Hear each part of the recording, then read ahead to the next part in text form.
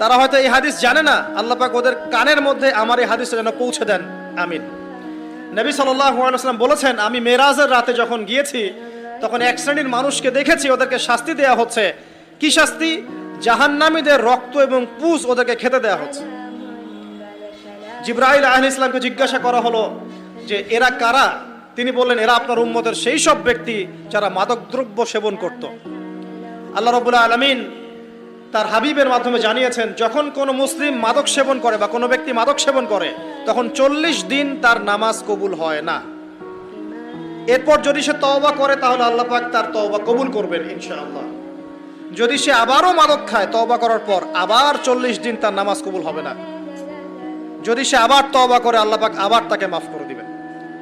যদি সে আবারও মাদক খায় আবার 40 দিন তার নামাজ কবুল হবে না। তারপর যদি আবার তওবা করে আবার আল্লাহ তাকে মাফ করে দিবেন। এরপরেও যদি সে আবার মাদক দ্রব্য সেবন করে, নবী সাল্লাল্লাহু আলাইহি ওয়াসাল্লাম বলছেন তাকে আল্লাহ রাব্বুল আলামিন পরকালে মৃত্যুর পরে তিনাতুল খাবাল পান করাবেন। তিনাতুল খাবাল। জিজ্ঞাসা করা হলো, ইয়া রাসূলুল্লাহ, তিনাতুল খাবাল কি জিনিস? নবী সাল্লাল্লাহু আলাইহি ওয়াসাল্লাম উত্তর দিচ্ছেন, এটা হচ্ছে জাহান্নামীদের রক্ত, মাংস, এগুলো পুড়ে পচে যে রসটা বের হবে, এটা হচ্ছে তিনাতুল খাবাল।